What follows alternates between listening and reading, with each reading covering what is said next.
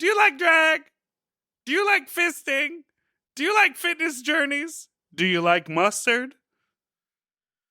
Well, good, because we got all of that and more coming up here on this episode where we have our special guest, Alotta McGriddles, a Brooklyn drag queen and an international fisting sensation. That's right, a.k.a. Wrecked It Ralph, and we're going to lift you up from your rectum Ralph and put you on our shoulders. Now, do you think Sarah Silverman would approve of his actions? She was in Wreck-It Ralph, the movie. Oh, she was. So was John C. Reilly. Was John C. Reilly Wreck-It Ralph? I guess tune into the episode and we'll find out. Mr. Cellophane. Okay, listen to the episode. Bye.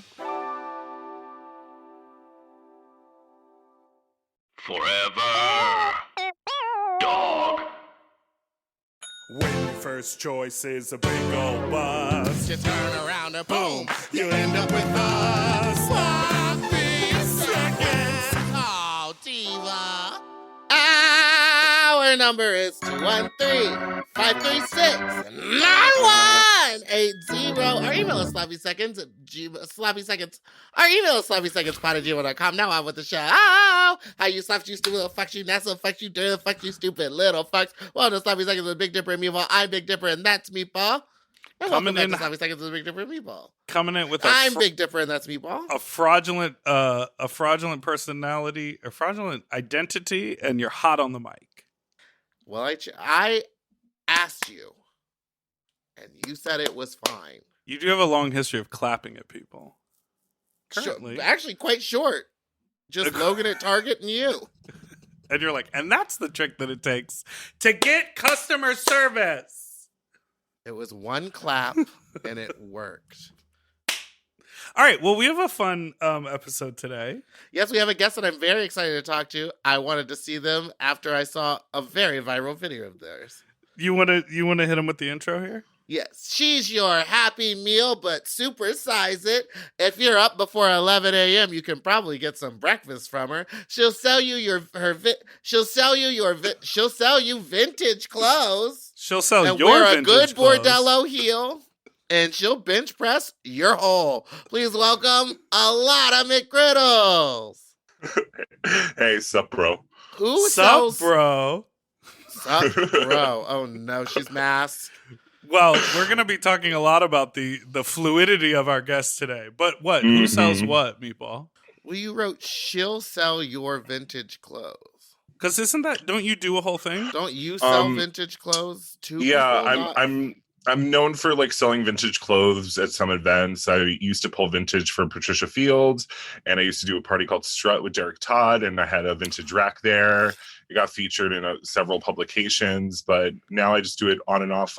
We do a lot of stuff sometimes with Thorgy Thor, and we're bringing it back soon. It's been on hiatus because of the pandemic. You know, like you don't want everyone like touching everything and then like wearing it and then being like, take it home. Like, so we're just waiting for the right time. Okay, so you didn't like my language, but the vintage clothes part was right, Meatball. Yes. Yeah. Well, and right now it's on Depop at a lot of stuff auction on Depop, and it's vintage and reworked items. Reworked. I've started stoning, and actually I hand bleached this tie-dye shirt I'm wearing. So so now you're a little designer. And reworked. Reworked is what Meatball wants her face to reworker. be soon enough. Yes, it will be. After that Taco Bell gig, I'm gonna be plump. Okay, so before we get into all the specifics, let's dive in here. You are a Brooklyn-based drag performer, but also you have recently sort of started a new public identity. So let's talk about drag stuff first. Okay. Yeah.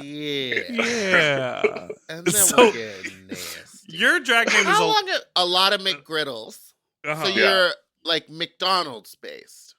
Yeah, like I always have been obsessed with McDonald's and like ketchup and like fast food. And the story is I gave Thorgy 3 name options and she chose a lot of McGriddles because I never shut up about McDonald's. And after that, that was it. Now, Thorgy is your drag mother? She'll never admit it. But she's like, I call her like my wicked stepmother, but I definitely would not be doing drag without her push. Let's put it that way. And you just said you like ketchup, and she famously likes mustard. So She loves I know sounds it's like a so match funny. made in heaven. Didn't she It's so later say funny. that she just said that and she actually doesn't No, really no, like no. mustard all that much? Yeah, probably because she got sick and tired of everyone giving her mustard. But no, she really, really loves mustard. Like that's all she eats, like pretzels and mustard. That's literally all she eats. And that's the trick that it takes to keep your hair strong. She got them locks. What do they smell like? They smell like, Thorgy. Okay, so what got you first started in drag? Was it just Thorgy? Where you saw Thorgy out and you're like, that looks like fun, or did you always have like a little drag itch? Well, I've always been a performer. I did musical theater in high school, and then I went to college for opera, and I hated the program, and I quit after a year. So I've always had this performer in me, and What'd you sing? Bass? Baritone. And once I quit the program, I kind of like lost my footing in like the musical and artistic world, and I didn't know what to do with myself. So I ended up living with Thorgy after college, and I saw her doing all these incredible things in Brooklyn. And she would use me as a prop, as an extra body. I think one time I was like a piece of toast, like all these weird things. And I started to get a little too big for my britches, and I would start to like read the girls like while I was there. And eventually she like pulled me aside and she was like, I love you, girl, but unless you have the balls to like do this, you can't really comment on what people are saying. Meanwhile, RuPaul's Drag Race has made. Did you take a note, Dipper? Yes, taking a note. Thank you. Did you take note of that, America and RuPaul's Drag Race? Period. Oh yes, because you're saying now the entire viewing population just reads queens, and none of them are literally like drag experts and can comment on everything. But she said that to me, and I was like, you know what, I will. And like literally the next week, I looked terrible, but everyone does, and it's part of the gig. Yeah, it was part of the gag. But I mean that I love that, and to be honest, I think your name is so great. I love it. I love a McDonald's themed anything. Everyone keeps warning me. They're like, "Aren't you afraid that like McDonald's will sue you?" And I would. Have they ever done anything? No, I'm not big enough. Like, and if I ever did get big enough, which I hope I do, the headline would read "Multi-billion-dollar corporation sues starving drag artists." Right. I would love it. Well, I mean, it's kind of in the world. It's kind of in the world of like Jan, right? Mm-hmm. Like they just sort of like when she had the time, the moment to be on TV, they were like, "You're not saying Jan Sport. Yeah, you can't be Jan Sport. You're just." But she still is Jan Sport to herself and to everyone. She just like publicly. Oh yeah, Brita Filter. But then Brita Filter sent Brita like a rhinestone Brita filter. Well, that's funny because before she got on the show, she got a cease and desist. But then she got on the show, and they were like, "Oh my God, we love you, girl. Thanks." And we're like, Everyone who knew that she was like, we get it. Although I've never heard of Trixie Mattel like cutting off her last name on the show, so maybe it's just who they like and who they don't. Interesting. Maybe they thought season 7 the show wasn't big enough because they didn't start doing Emmys and shit like that until season 9. True. But here we are. I'm a person who doesn't wear wigs or do drag, sitting here talking about drag. Yes, just like I will not come for rappers who wear jockstraps on stage. Now, you did recently see Dipper perform in a jockstrap at Rock Bar, am I right? I did. I came and supported. He was lovely and wonderful. So you weren't just there and he ended up being there too? You went for Dipper? I went specifically for Dipper. Dipper gave me my first couple breaks when I started nightlife. Wait, what? Yeah, I'm in one of his music videos. Well, before he like got a budget and got bigger queens like yourself. But it was a fun time. I refuse. You're in Chunkita. Oh, right. Because I scammed you. But listen, I got scammed into that. That was before I got scammed. Before we really knew one another. Yeah, and also wait, what else? I would like you to give Dipper some fearless feedback about his performance at Rock Bar. What were your thoughts? My only feedback is the lighting setup took longer than his set. And was he the one doing the lights? No, he had a friend do it, but honestly, things like that I appreciate. No, things like that I appreciate. It adds a layer to the performance and makes it special. You know, I for one am really tired of seeing the same things over and over. And you know, when somebody adds a different element, I could definitely appreciate that, and it brings it to a different level, even if it's just a Rock Bar, which is like awesome. I love Rock Bar, but it doesn't have like a lighting design crew Right. and all that fun stuff. But I took note and I was like, that's cool. Yeah. Thank you. Fearless feedback. There it was. Okay, so doing drag for a while, and then you have recently gone through A fitness journey. yeah. Fitting this fist in people's holes. You know? See how I did that? Fitting this fist. Business jersey.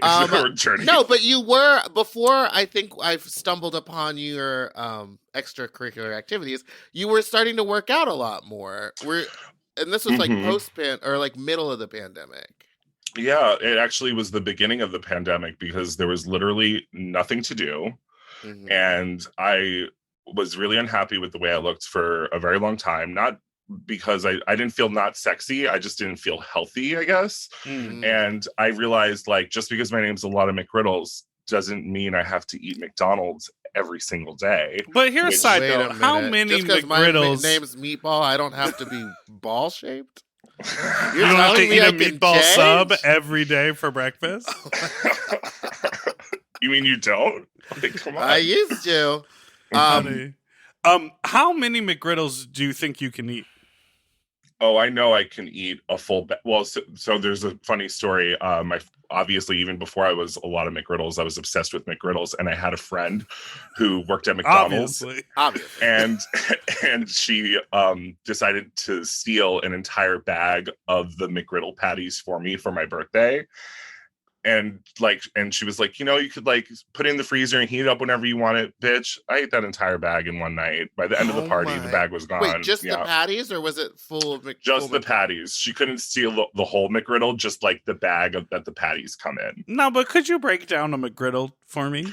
So a McGriddle is egg and cheese and a choice of meat, whether it be bacon or sausage, and the patties are incredible pancakes, but they're not like syrup on top. There's syrup crystals that burst upon it being heated up, and that's what brings it to the next level. Also, life hack, if you want to like eat a McGriddle in the worst way possible, which is like literally my life, go to a diner, order an American cheese omelet, a side of bacon, and a stack of pancakes, and put the omelet and the bacon in between the pancakes and cover it in maple syrup, and you have one giant McGriddle. You're welcome.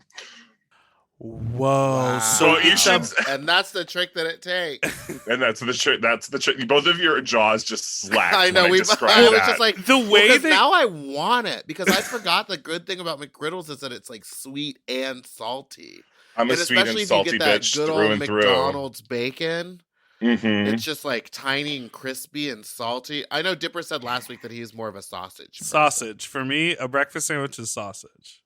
Mm. You're into fitness. What do you think is better, bacon or sausage? I like turkey bacon personally, because I do like bacon, but it is what it is. But it is what it is. It is what it is, Santa. Oh, if I had the tools, I would inject McGriddles directly into my veins every day because it is my drug. But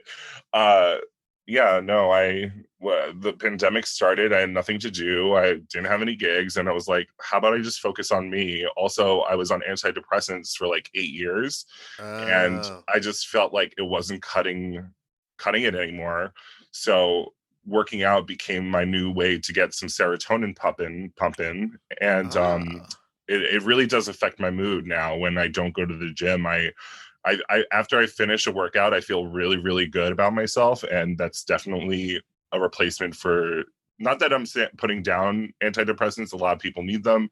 I still consider going back on them, but it was a nice way to equalize my body from the loss of those prescribed drugs. But yeah, That's I lost great. about 90 pounds since the beginning of the pandemic.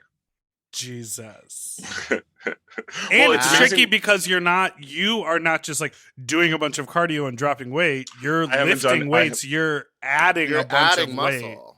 I haven't done any cardio since I've started. I plan on it.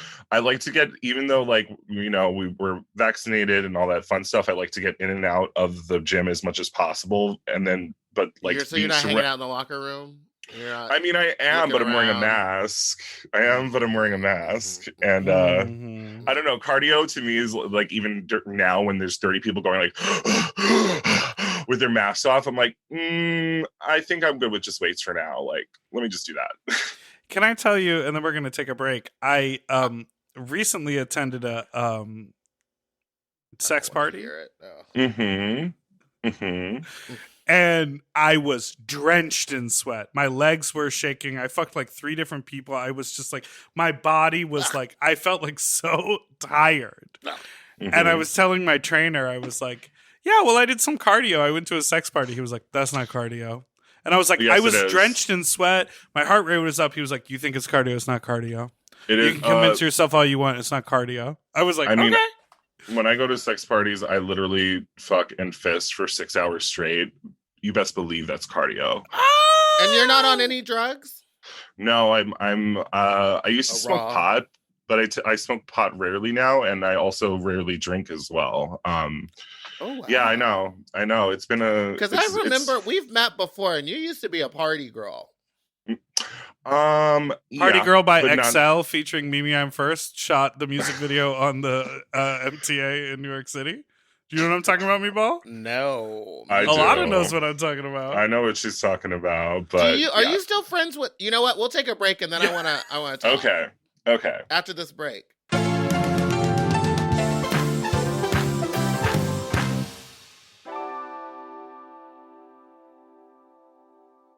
Okay, something about me. I love shopping. If you love shopping too, you have to check out Rakuten. And all you have to do is shop, shop, shop, shop, shop, shop, shop. And with Rakuten, you get cash back and rewards on almost everything you buy. Exactly. Shop.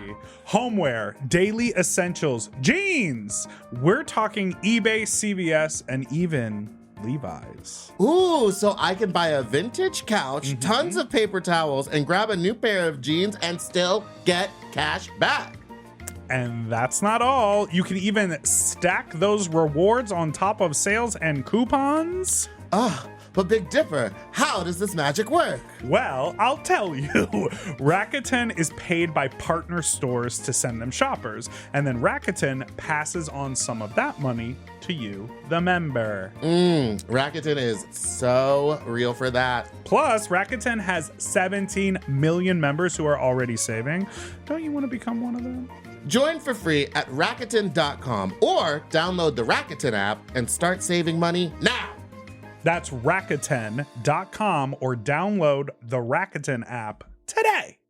Do you want to improve your sleep? Well, listen up and get a Helix. Whether you sleep on your side, your back, your stomach, Helix makes premium mattresses that are designed to fit your specific sleep style. You know, now that it's spring, why not upgrade your sleep game and get a Helix mattress? And you know what? What? I can guarantee you that they have a mattress for you with over 20 different styles and models for you to sleep on. I love sleep. I can't get enough of it. And I love my Helix mattress. So ever since I got the big and tall, I know we go on and on about it, but it's a perfect fit for me. I haven't had a mattress before that I was able to select a model from, and I'm so happy I got to do that with Helix. And I too have the big and tall model, and it's perfect for my big and tall body. I loved it so much, I got a second one from a guest room. True. Yes, baby. And the people are sleeping great in there when they eventually do sleep in there. Best of all, Helix delivers right to your door with free shipping in the US, and you can get a 120-night sleep trial to make sure that it's right for you. You also get peace of mind because Helix mattresses are backed by a limited lifetime warranty and have been recognized by experts at places like Forbes and Wired. And me. I am a sleep expert too. Period. Go to helixsleep.com/sloppy to get up to 27% off site-wide during their Memorial Day sale. That's helixsleep.com/sloppy, and make sure you enter sloppy seconds after checkout so that they know that we sent you. helixsleep.com/sloppy. Get yourself a Helix. We all have days when we want to eat well, but just don't have the time or the energy to plan, shop, and cook. That's exactly where Factor comes in. They deliver fully prepared meals designed by dietitians and crafted by chefs right to your door. With Factor, you can stay on track with your nutrition goals, whether that's high protein, balanced meals, or overall wellness, without any extra effort. The meals are fresh, never frozen, and ready in just 2 minutes, which makes it easy to fit into your routine. You know, I love coming home after a long day and having a tasty and filling Factor meal. It's waiting for me, and I don't have to worry about shopping. It's quick and easy, and one less thing I need to think about when I get home. You know, I'm feral for fish right now, and I always get my fix with Factor. I recently had their scampi-styled shrimp and salmon, and let me tell you, it did not disappoint. So get Factor today and start enjoying delicious and nutritious meals. Head to factormeals.com/sloppyseconds50 off and use code sloppyseconds50 off to get 50% off and free daily greens per box with new subscription only, while supplies last until September 27th, 26. See website for more details. That's factormeals.com/sloppyseconds50, like the number, off. Sloppy Seconds 50 off.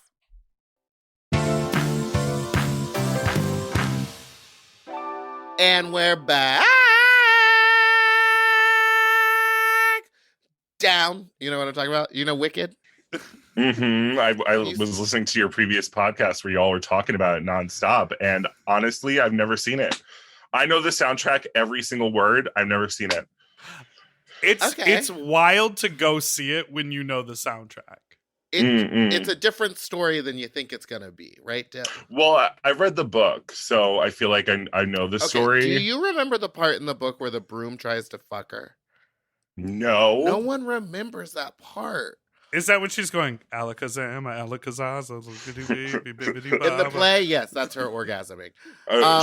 She started speaking in tongues because of the broom. Got it. Because that good broom plans. I want to ask. My friend texted me and was like, listening to that episode. Okay, flex. Was listening to that episode and he was like, it's hilarious to hear you and Meatball try to work out the details of a musical that's been on Broadway for a decade plus. He was like, it should be a new series where you go see like Phantom of the Opera, Cats, Rent, just things that have been in the lexicon forever in the zeitgeist. And we're like, yeah, I knew, whatever. Making discoveries. I went to a production of Rent at a college in Philadelphia. Wish I could. Is it Temple in Philadelphia? I went to some college, and this girl who was playing Idina's role went to go run at the table during La Boheme and jump up on it, and she just ran and body slammed into the table. And I'm not joking when I say she slipped or something, but her legs went under and like went up and hit it, and her body folded. She was like flat on the table and then hit the ground. And everyone was like, and you leaned over to who you were with and you were like, AIDS. Okay, I want to talk about what part of the drag scene are you in? Because I know like a lot of Brooklyn queens, and I feel like I never see you around them. I'm talking about the Mother Teresas, the I feel like they're very cliquey, and I feel they're very excludatory. They're always like, Brooklyn, we love everyone, but not you. And I'm like, okay, I'm not really about this life because I've been excluded my entire life, and drag was always supposed to be like a welcoming environment to me. So in all honesty, I don't feel like I fit in to the Brooklyn scene, or not anymore, ever since it's evolved. A new round of girls come in and they're always like, we did this first. And I'm like, no, you didn't, girl, but okay.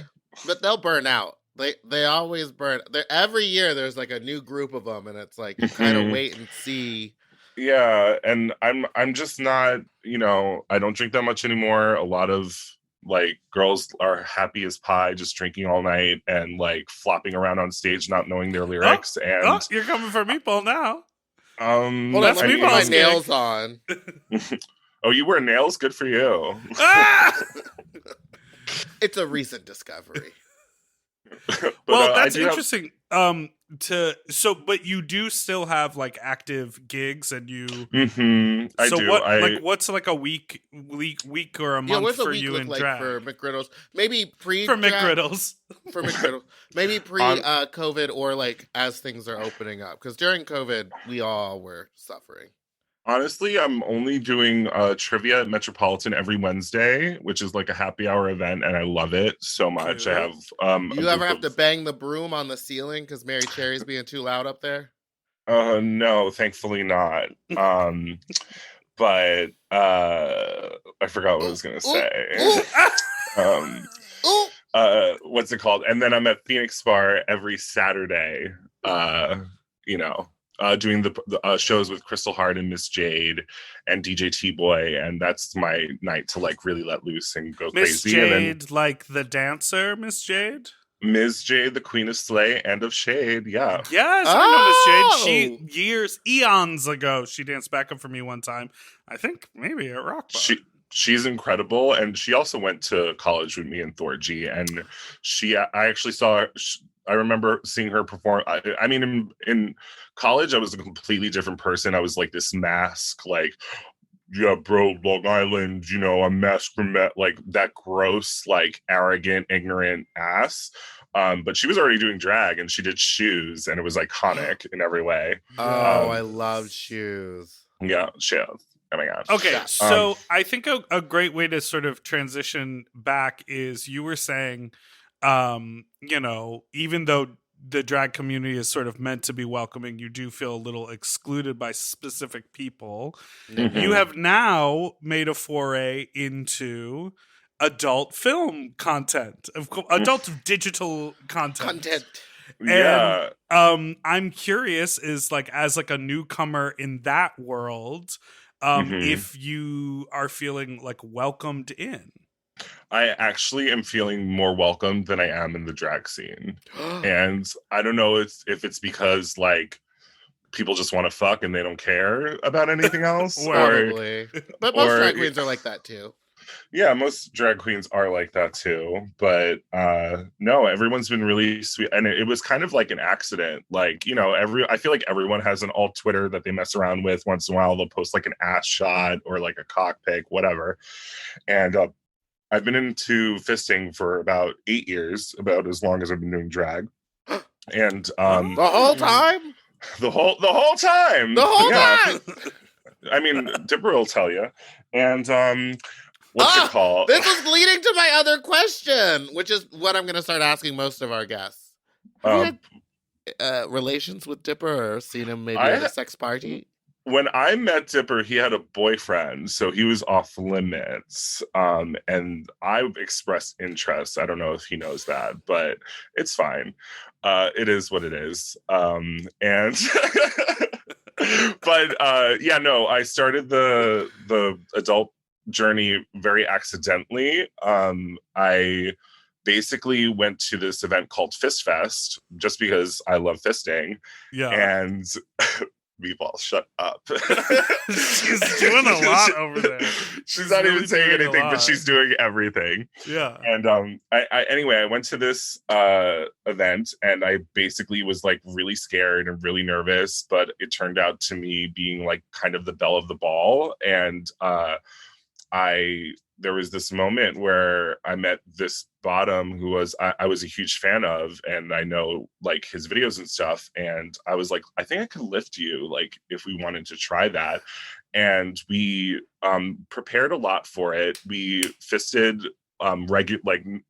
nothing's normal anymore, but we did a couple of practice sections with him on all fours, him on his back, and then we did this lift where this guy, the best part about the video, what a theater school. I'm sorry. I have to interrupt. They did the lift. All I'm thinking about is like imagining the whole scenario, but like it's Dirty Dancing. Yeah. My biggest regret, because you can't Oh, did you? Oh, there it is. My biggest. He had the time of his life. Oh my god, it's so far in. That is your elbow. You are an inch from The bounce. Bounce. But we also did this like 6 times, and I want to like also say that this probably would not have happened without me and without him knowing our bodies really, really well, because I feel like people see this and they're like, let's just do it. And then they're like, do it. A lot of preparation went into this moment. And it's almost up to like 500,000 views, I think, actually. Yeah, 405,000. But like the best part about the video for me is the guy recording it, who's also like a legendary fister that I grew up watching. He was recording and as soon as I started, he went, oh, fuck. And once that happened, I was like, oh, this is something special here. And what I didn't realize when we recorded it, and he handed me my phone and he was like, if you post that, you're going to go viral. And I was like, yeah, okay, whatever. I've seen this before. But what I didn't know is that I literally lifted him up from his butt. Yeah, there was nothing else.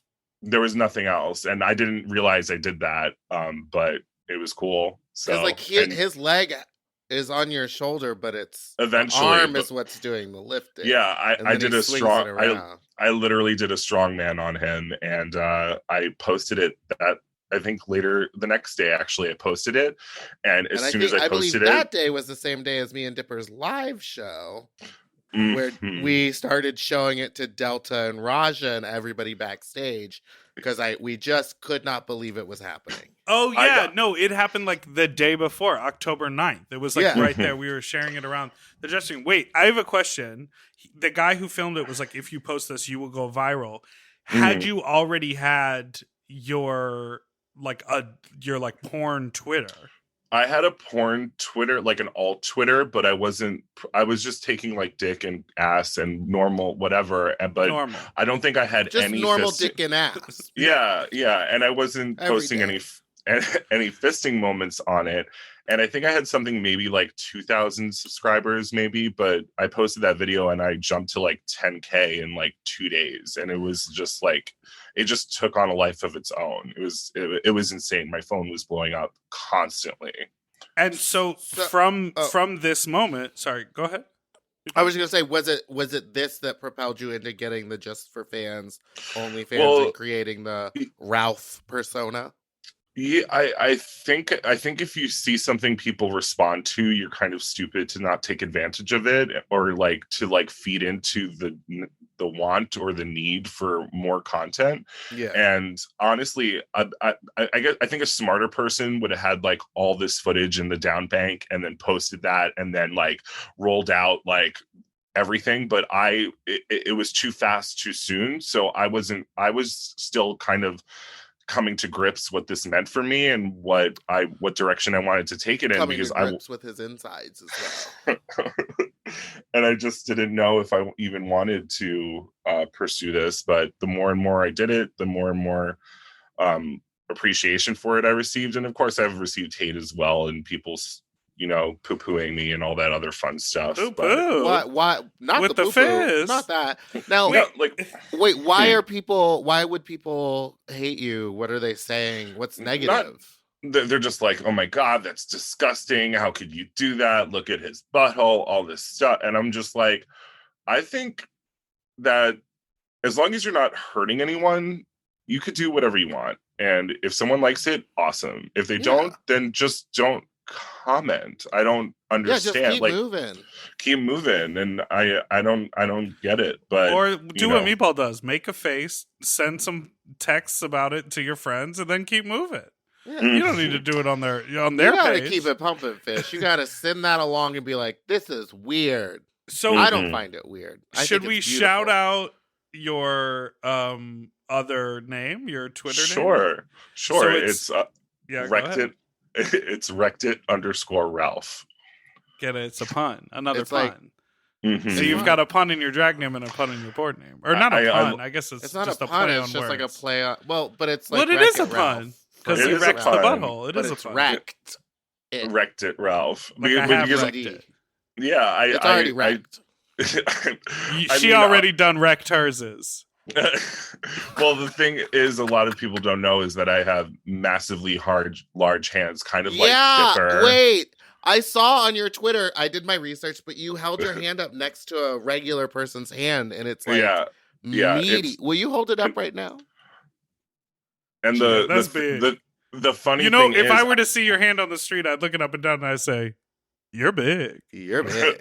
Oh no! When I go to the sex parties now, people like introduce themselves to my hands almost like they say hi, but they're looking and touching my hands before they even say hi, and I'm like, okay. And also, fun fact, I used to hate my hands. Like I used to, I don't know if this is normal for other people, but I hated how like big and fat and sausage like they were. I remember taking photos in my like youth and like hiding my hands, and I actually got made fun of my hands a lot when I was younger. So isn't that nuts? It's so nuts. You hate it, and now it's the thing that everyone loves about you. Yeah, it's now. Have insane. you ever measured the diameter like this? That's called the circumference. It's 11 inches non-collapsible, which means that they don't squeeze any tighter than that with pressure. That's big around. How big is yours? Like 13. when it's like this, when you do like one of these moments. Yeah, like mine is this. I meant a fist. Like, a full that's like fist? 16 inches. I have not, but not many people can handle a closed fist with me, and a lot of very well-versed bottoms have had issue with it, to be honest. So I've always, whenever I plan to meet someone, I always warn them and I say, listen, like, don't feel bad if this doesn't happen. They're like, no, I got this. I'm the biggest bottom ever. And I'm like, okay, all right. And then I put like 2 fingers in. They're like, wait. I'm like, okay, see, like, it's fine. And then they get disappointed in themselves. And I feel really bad about that too. Like nobody wants to disappoint someone. And I'm never disappointed because it's happened so often. It's kind of expected. But that's the other thing that's come from this. Everyone thinks like, I only want a fist, and that's not the truth. I like doing everything, and it's hard now when people see my Twitter on the dating profiles. They're always like, their first. I'll be like, hey, and they're like, not into fisting, forget it. And I'm always like, I sucked it too. You're like, I like musical theater. I love getting my ass eat. I love getting flogged. I have whips behind me here. I have a subside. I recently lost my virginity, literally last month. My butt virginity last month. So. What? Yeah. Well, okay. What? Okay. Oh, that's great for Dipper because he still hasn't lost his. What? That's made not you true. Want to lose fucked, it? And what like did you do? Like, how did you ease your way into it? Well, first, I actually, the person that I knew was going to take my virginity. We started doing video chats, and he like taught me how to douche like over like FaceTime essentially, and because I never even douched before in my life until last month, and then I purchased toys that. Yeah, I didn't actually. I kind of like it. It makes you feel kind of empty. Wait, you think you're better than me now? I mean, you said it, but I was thinking it anyway. No, and he was very. I think it's about it. Like for me, it was about accountability. I needed somebody to be like, "You're going to do this. Here's what you need to do. Let's start training." And if it weren't for somebody else pushing me to do it, I probably wouldn't have done it. And also, like, what I can say is toys really matter, even not even about the size, but like what it's made out of, if it's hard, if it's soft, if it can mold to your body, and all those other things that I thought like, oh, I'll just buy like the butt training system from my local sex shop. And it just didn't work out because they weren't the right shape, they weren't the right size, they weren't the right material. So it ended up not working out. That's really cool. That's really great. And there's been a lot of like talk, I think, on a lot of the people that I follow have been trying to start bottoming. Specifically some Brooklyn girls. And they've been asking, and I've been like, the only thing I can tell you is like, you have to have confidence in your douching abilities. Like you just have to, because once you know poop isn't going to happen, it's easier to do a bunch of stuff. And you gotta want it. Also, yeah. Also, like there is a thing. There is a thing where you could over douche, where you just do it Yes. for you go way too. The water gets way too deep, and then if you're gonna fist, then yes, douche away, girl. But like if you're only doing it for like regular, or I don't want to keep using the word regular, but for penetration with a penis, you shouldn't No, it's overdouche. regular. It's And boring. it's boring. It's Vanilla. boring. Wait, Vanilla, so honey. okay, so also like a lot of people have been Meatball said talking about bottoming, fisting like in Oh, it's the popular. culture is so popular. I saw a former guest of the pod, Hunger FF, tweeted, "Seems like everybody's got a prolapse these days." That's what he tweeted. Like I think he thought, Oh, I like hurt my neck. he used to be the one and only with like the huge rosebud, and now he's like, seems like all these people They're coming for his gig, girl. They Yeah. want that fist. What do you think it is that people are just more comfortable because they're seeing more of it on Twitter? Honestly, I think just like everything else in life with this pandemic, it's sped up our development in so many ways. It moved us as anally, but like spiritually, mentally, physically, we had this big awakening. Like nothing is certain. What do we really want to do? Like whether it's sexually or within our lives or within ourselves. And that's what, spawned my fitness journey is like, I've always said I have this body that if I just put in a little bit of effort in, I probably would react well to lifting. And that's what happened with Look that. at you now, baby. But may I, before you transition, before you started working out all the time and like changing your body, you did pose nude before for a...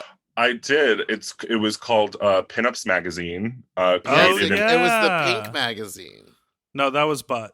That was butts. I never did butts, but I did do pinups, which had one model per issue, and it was all like black and white. Chris is right. Chris is Christopher Schultz. That was my introduction to nightlife, and it was very surreal and very cool. And I was a big fan of the magazine, and I literally went to one of his launch parties, and I was like, "I'm obsessed with your magazine.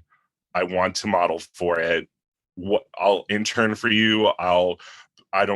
Just tell me what I need to do for you to take test shots in me." And he was like, "You're very cute and I would be happy to." And then we formed a relationship, and the rest is history. Not a relationship, but a friendship. And eventually I found out I was the next issue.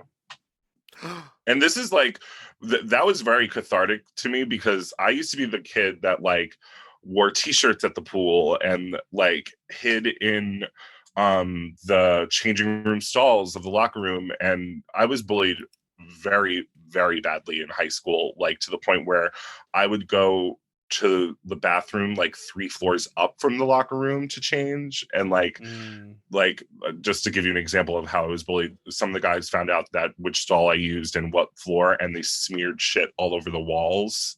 And I didn't realize until it was too late, and I ended up getting like covered in feces when I was just trying to change for gym. But that's why fucking nuts. That's yeah. awful. Yeah. Do you still feel, I mean, because that kind of stuff sticks with you for so long, even now that you're in a place where like you've sort of had a transformation and people are like probably in your DMs reaching out like, "Oh, let's film. Oh, this, oh, that. I want blah, blah, blah." And it's like you said, when you went to Fist Fest, you felt like the belle of the ball. Mm-hmm.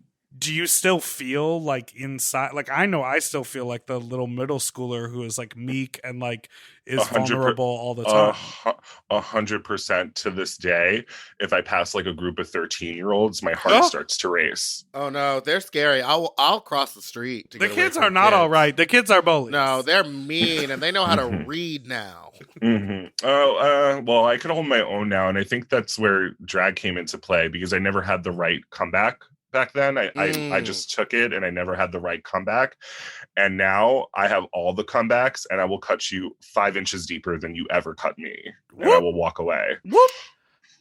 And on that, what? No, you say your joke. In the butthole. Do your joke. Do your joke, Dip.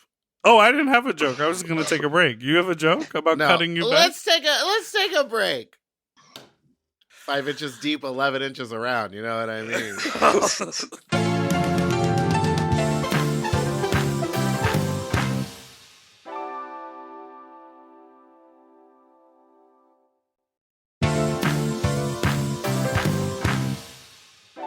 All right, we're back. And we're back.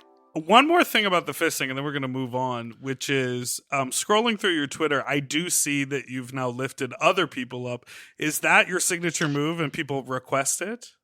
People, I didn't mean for it to become my signature move, but people literally request it and want to do it, and I think it's just because I'm like 260 and like I pretty much can lift anyone, so I think it's a big turn on for a lot of them.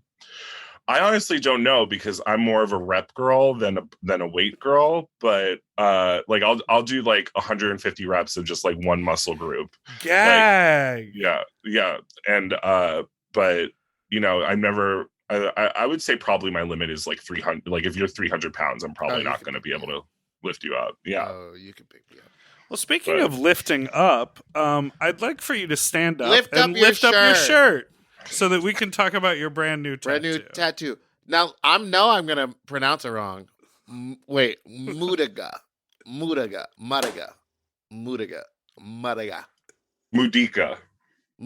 That explains the double D. Mudika. Yeah. Mudika. It's basically the Italian word for breadcrumbs, but also in Sicilian, it literally translates to the heart of the bread. And you're getting to the heart of the people, the heart of the men. I'm getting the heart of the men, but the reason I got it is because I used to eat just the inside of a fresh loaf of bread, like just the soft innards. And when I was in Italy, I used to go to Italy every summer to visit my family there, and we would get fresh bread delivered on the daily, like 4 loaves, and I would literally just like crack it open, see the steam pour out, and eat the inside and like toss out the crust. And somebody, probably my dad, like shamed me. They were like, you can't just eat what you want and leave like the scraps for us. That's terrible and not respectful and all that. And I started crying, and my grandmother would say, "Ti voglio la medica, tieni," like meaning like, do you want the bread, like the heart of the bread? You can eat it, it's yours. So it's kind of like an homage to my grandmother. Yeah. Now I want to tell you an insane thought process that I had. Go for it. Which is, I thought that the tattoo says something else. Mud digger. Yes, that's correct. And I thought it was a reference for mud to fisting. And I was like, oh, he went with an A instead of an ER because otherwise it would look really awful. No. It's literally the Sicilian word for breadcrumbs.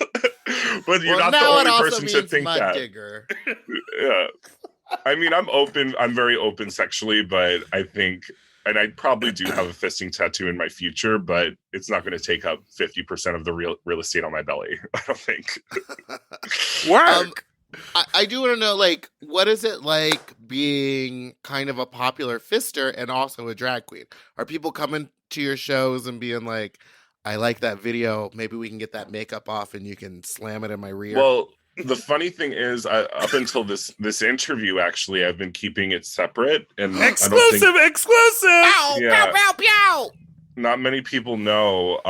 People on Twitter who follow me definitely don't know, but maybe people in the city do know. And I've actually had a couple things happen to me recently where people recognize me more as Wrecked-It Ralph than Alotta, where I'll go to a bar and then leave and I get like 6 Twitter DMs saying, "Oh my God, I saw you at the bar and I was too nervous to say hi and I'm such a big fan." And I'm just like, first of all, I've been doing this for like 3 months, so you can't really be a fan yet, in my opinion. Yes, you can. Honey. And second of all, like, just come say hi. Like, as long as you're not like, "Hi, I'm in love with you," and give me your number, I think I'll be okay. Like, just say hi. Like, it's fine. And you know, but I have had I on Saturday nights, if you stay late enough, I will de-drag and like take off the body and the wig and just like kiki and face. And I've had people come up to me and been like, "I recognize you," and I'm like, "Yeah, I just hosted the night." And they're like, no, on Twitter. And I'm like, let me get a look at the mitts. All right. But now I think with this belly tat and my other tats, I'm going to be very recognizable. So it's a little, I don't know. It's really, really very brand spanking new to me. So it's just great that people I've been received well within the community, and I've had friends reach out who have a large following to give me some guidance and their input, and I'm really appreciate all of them. It's like Varla Jean.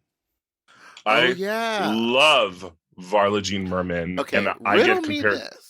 Oh, you get compared to her a lot? Sorry. I get compared to her just because I'm a big muscle boy who does drag, and I guess we do have similar aesthetics, but like in the exact same voice. Just no, but like aesthetics meaning like campy and Sure. like a certain era of drag. But she is so brilliant. I wouldn't even compare me to her pinky toe. Like she's so brilliant.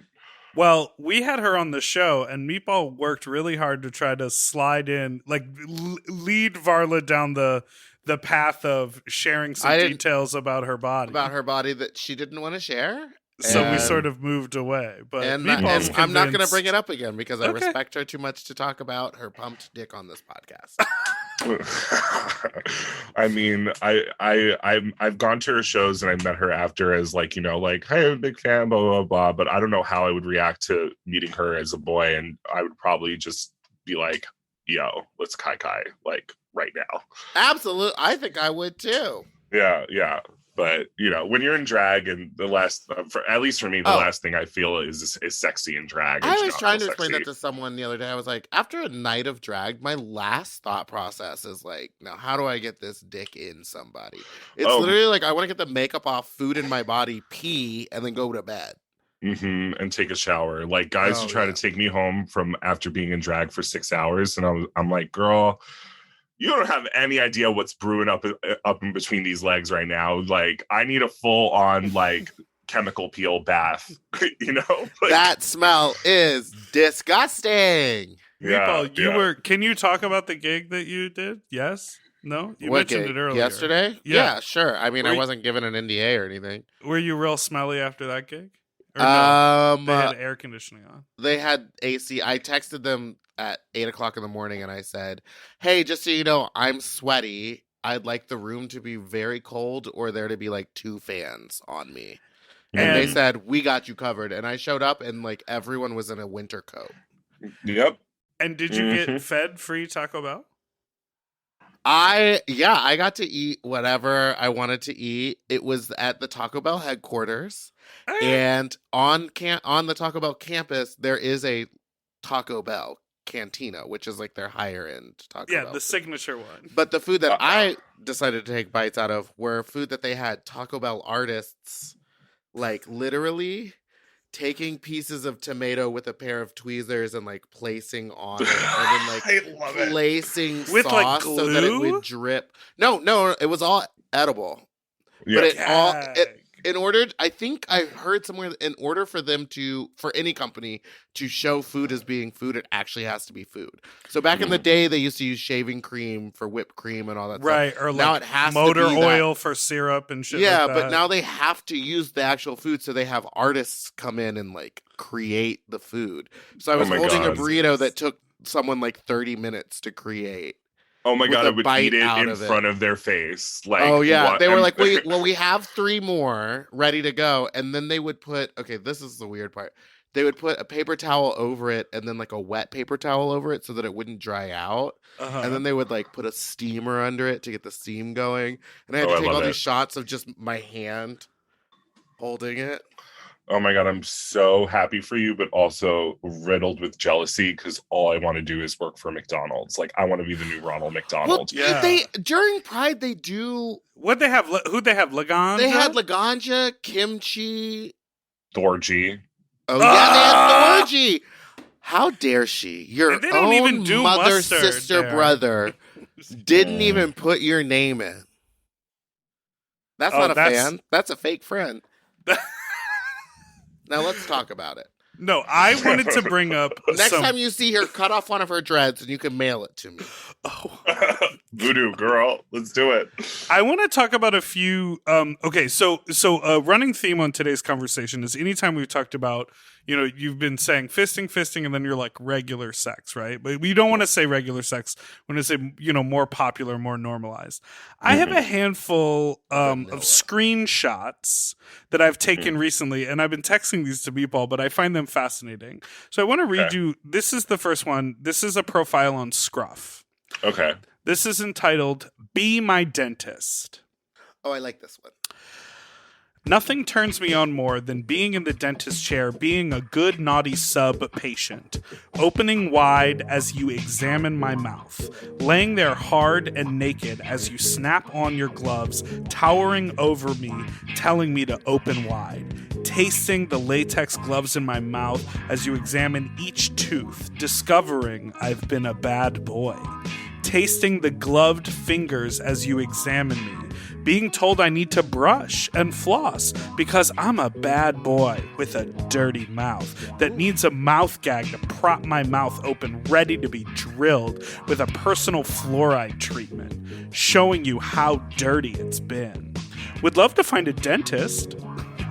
Would love to find a dentist or someone in dentistry with experience to come give me a naughty dental exam. I have everything you need, including a dental chair. Love it. Love it. Okay. That is commitment. Here's what that boils down to is basically submission. That's what he's into submission, and he likes to be demeaned and all that fun stuff. And I think at the heart of that, it's about giving someone power over your body. It just so happens to be the mouth. I don't know if that's because his dad's a dentist and he's working through some stuff. I don't know if that's because I don't know if that's not because his dad. Like, I'm not imprinting on anything, but I'm just saying, like, there's what's it called, roots for all this stuff. Well, there's roots I assume that, like, when he was a child, he had a cavity, his dentist was like really hot, and like maybe he got like a boner or something during the cavity procedure, and now it's fully imprinted, like you said. Exactly. And my other question is, does he get rock hard now going to the dentist? Right. Like, that's what I want to know. Absolutely, Mama. I'm sure. Oh, right. he like eats candy every day to make sure he goes. Yes, exactly. I want a root canal. This is was the profile picture of someone who just said hello to me. I think I know who that is. They're in a high chair, booster chair, but for adult sized, sipping on a sippy cup. Let me get it. Hold their face close. No, up a little. Now stop moving. No, I thought that was a bartender at Precinct. And this is clearly, if you look at this photo, this is like at a convention. Yeah. But I just love that there are, like, this is a grown-up person. He probably weighs a little over 200 pounds. Like, a high chair that can handle the girls. Well, they have beds. They have cribs now for adults. They have everything.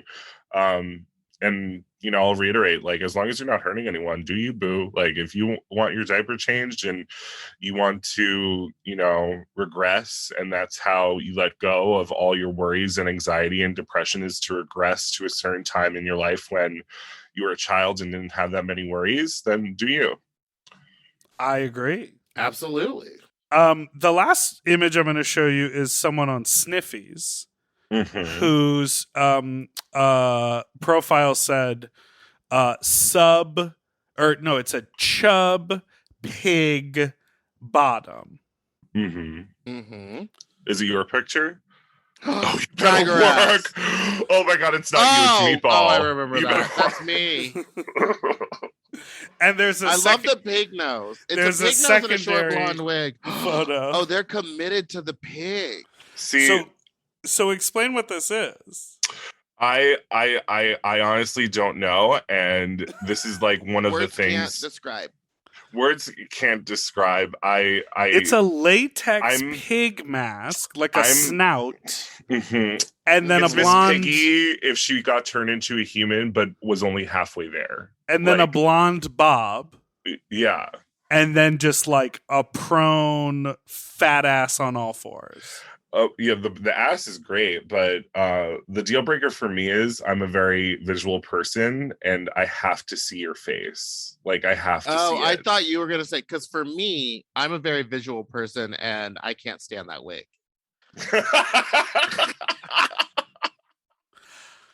So Sniffies isn't the vibe for you because it's a lot of just like anonymous It's just thing. dick pics. Oh, I will not hook up. I will not meet up or hook up with you unless you send me a face picture. I'm very visual. Wow. Like snobbery. Wow, Wow. you're better than It's- everybody. it's not snobbery. I just don't know. I mean, I get people who are into the anon situation and all that stuff, but like what turns me on in another human being is their face, I agree. regardless of what, not about what they look like, just like I need to see your face in order to connect with you. My favorite positions, both in sex and in fisting, is where Insects. insects and in fisting is where the bottom is on their back or in a sling, or if they do prefer to be on all fours, I always insist for them to have a mirror in front of them so I could still make eye contact. It's a very big aspect for me that You like to burn deep into their soul. I like to stare directly into their eyes as I make them come instead of die. Ah! Let's take a break. Well, let's take a break on that one. I can't with that come or die. I'm gonna die right now.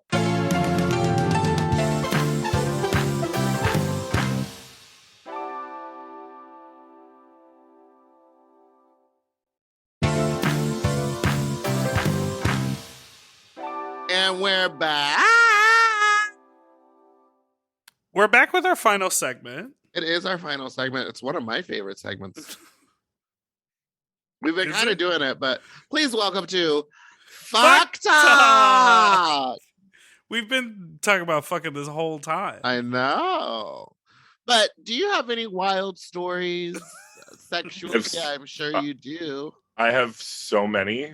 I don't know if this segment is long enough, to be Okay, honest. well, can I ask, have you fisted any like porn icons, or have you been fisted by?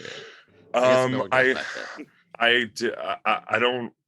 So there is one porn icon that I did hook up with. We didn't film, but we might in the future. But I actually have connected with him in a broader sense than let's make content. Like, Right. I actually really like him, and there is some more in the works that I don't want to say it's going to happen unless it's like filmed and in the can and done, ready to go. Sure. But there's been several guys who are very well known in the fisting community who I plan on filming with and possibly will in the near future. But until it's like this is what we're doing, I don't want to say. But Right. there is one fisting legend that I have hooked up with, and it was gorgeous and lovely in every way. Huh. And I'm actually one of my first collabs on my Just for Fans is with Bobby Riker, who took it like a champ. He was gorgeous. Yes. He was at Westgate. He was going at Westgate. Yes, and then he got his ass eaten on stage. I mean, I wish I could have done it myself. What about like when you first? Well, but you're from Long Island. Mhm. So did you have proximity to New York City when you were growing up?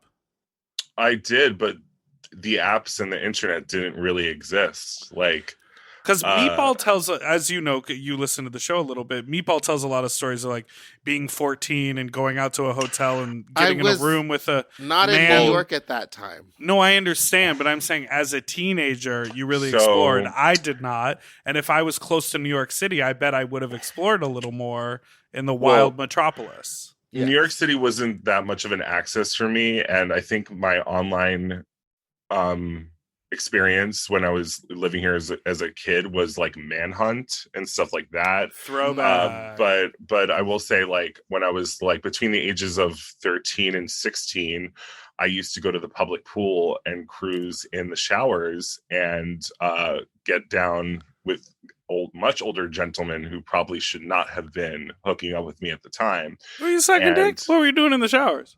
Oh yeah. Oh yeah. Uh-huh. Now, here's a question: was the 14-year-old you? Were you good at sucking dick? Oh yeah.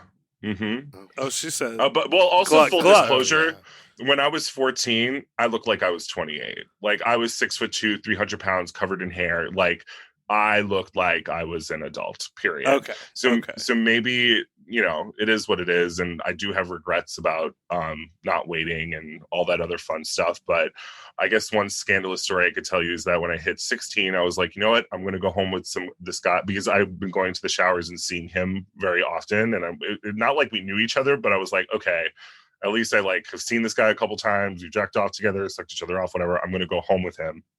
So I go home with him, and the first thing I realize is he lives next to a church. Work. And then we go into his apartment building, and The deacon. there are crucifixes everywhere. And I asked him, I was like, what do you do for work? And he's like, I work for the church. And in my 16-year-old brain, I was like, janitor, like I do filing in the office. And I actually lost my virginity to him. And then he revealed he was a priest. Uh-huh.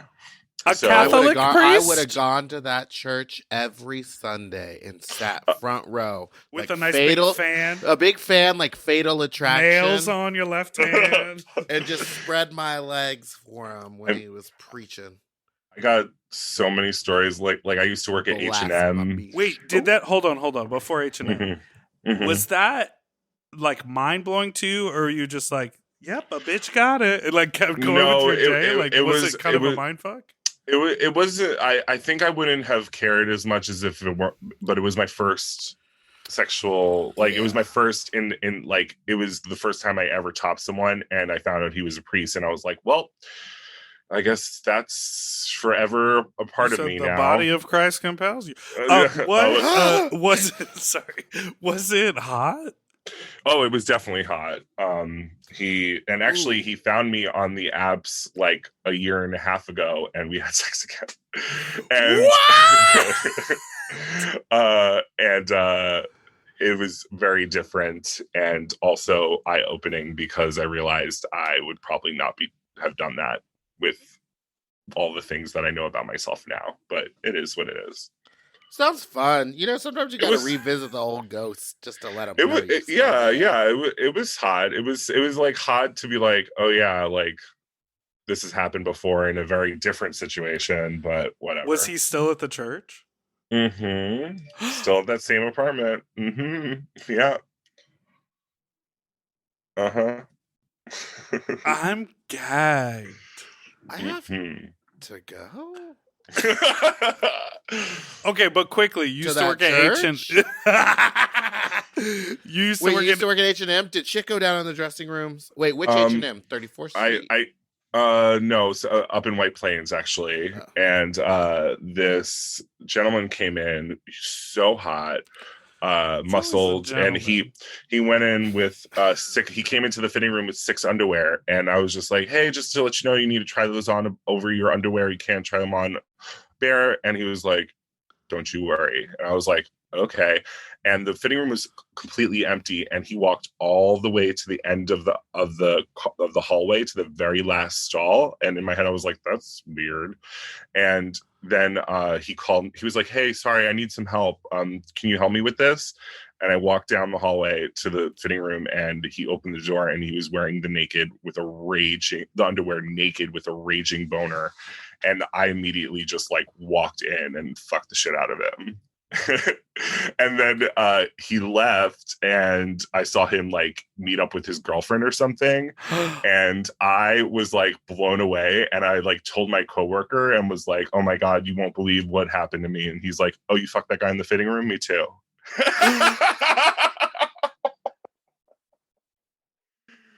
That just These gave are me- some of the best stories we've ever had on the podcast. Absolutely. Oh. And it just gave me a flashback to when I worked at J. Crew. And a man did a similar thing where he like asked me for a bunch of pants or whatever, and like I went and took him to the room, and it was like a slow day. He was the only person, and he kept coming out with just the biggest dick print possible. Mhm. And he was like, how do these fit? And I was like, what? great. Oh, they look good. It looked good to me.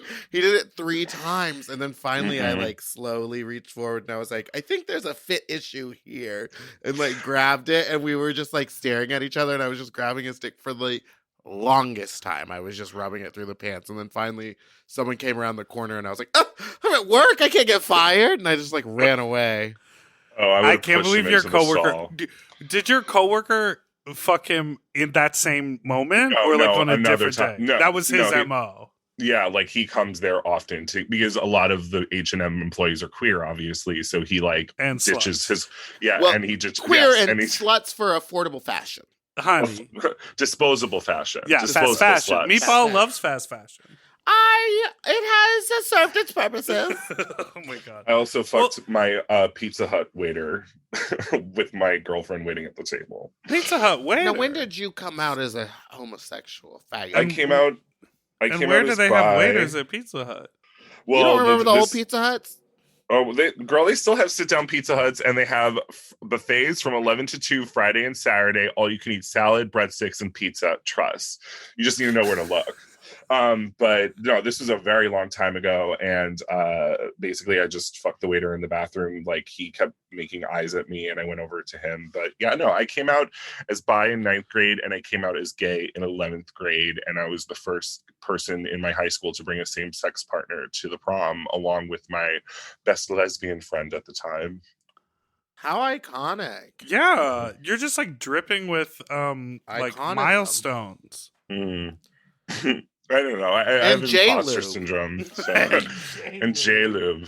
I do want to say, before we wrap up, you were talking about learning to douche on FaceTime. There are all these douche guides out in the world.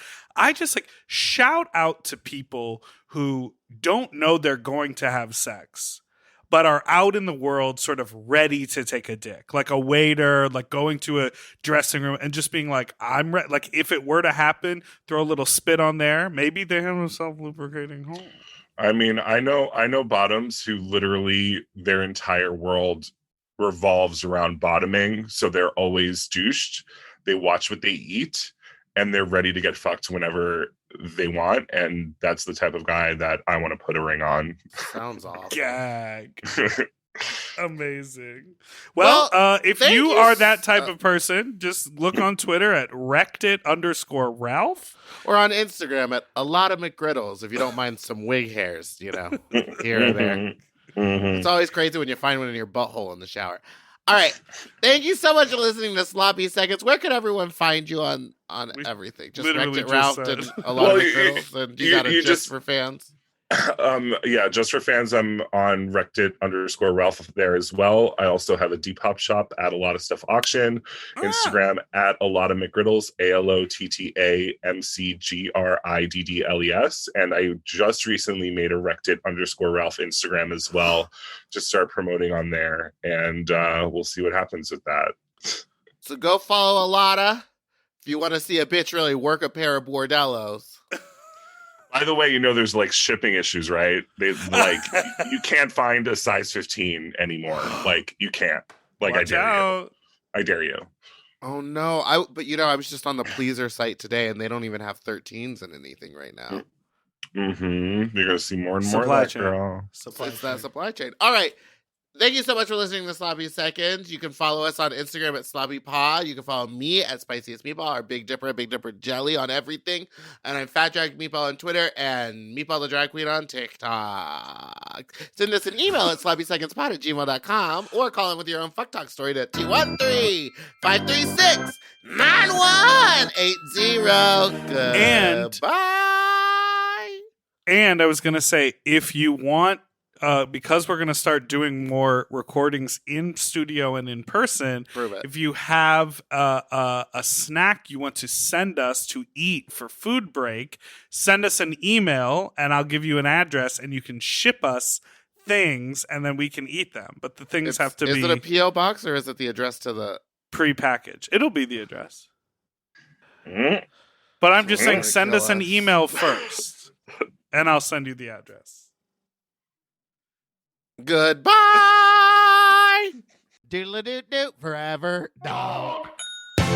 To listen to Sloppy Seconds one day early and ad-free, sign up for Mom Plus at mompodcasts.plus. Sloppy Seconds is produced by Forever Dog and Moguls of Media, aka Mom. Hosted by Big Dipper and Meatball. Music, editing, and sound design by William Pitts. Executive produced by Willem Belli, Alaska Thunderfuck, Big Dipper, Joe Cilio, Brett Boehm, and Alex Ramsey. Our artwork was drawn by Christian Cimarroni. And our theme song was written by Mike Malarkey.